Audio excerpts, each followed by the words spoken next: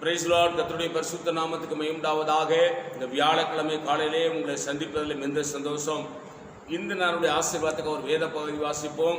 சங்கீதம் 24:1. பூமியும் அது நிறைவும் உலகமும் அதில் உள்ள குடிகளும் கர்த்தருடையது. கவனிங்க, நல்லா விளைக்கணும்.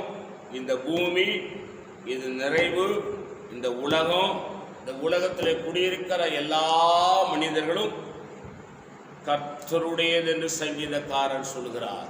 வேறுபாட்ட சபை விசுவாச மக்களே, வசனம் சொல்லுது. ரோமர்கள் நிருபம் 13ஆம் அதிகாரத்தை படித்து பார்த்தீங்கன்னா 13-14 அவருக்கென்றும் அவருக்காகவும் இந்த உலகத்தை தேவன் உண்டாக்கினாராம். யாருக்காக? இயேசுவுக்காக, அவருக்காக, அவருக்கென்றும் இந்த உலகம் உண்டாக்கப்பட்டதா.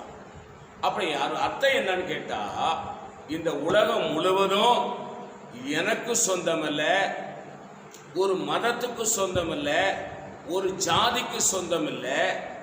இந்த உலகம் முழுவதும் இயேசுநாதருக்கு சொந்தம். நம்ம நாட்டில் சொல்றாங்க, இது எங்க நாடு, இது எங்க மண்ணு, இது எங்க தேசம். சொல்றது தப்பு இல்லை, வைராக்கியமா சொல்றது தப்பு கிடையாது. ஆனா மற்றவங்களுக்கு இடம் கிடையாதுன்னு சொல்லக்கூடாது. நன்றாய் விளங்கிக் கொள்ள வேண்டும்.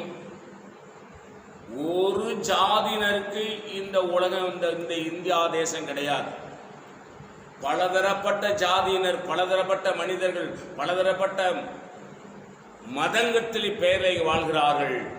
எல்லாருக்கும் சொந்தமானது இந்த இந்தியா தேசம். சிலருக்கு தன்னுடைய அறியாமையினாலே, புரியாமையினாலே என்ன செய்யறாங்க? இந்தியா எங்களுக்கே சொல்லிக்கிட்டே இருக்கலாம். ஒன்றும் நடக்க போறது இல்லை.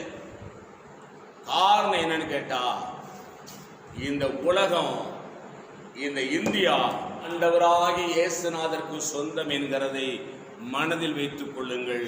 உங்களுக்காக நான் ஜெபிக்கிறேன். பரிசுத்த பிதாவே, ஆண்டவரே, பூமியும் அது நிறைவும் உலகமும் அதன் குடிகளும் உம்முடையது என்று எழுதப்பட்டிருக்கிறதப்பா.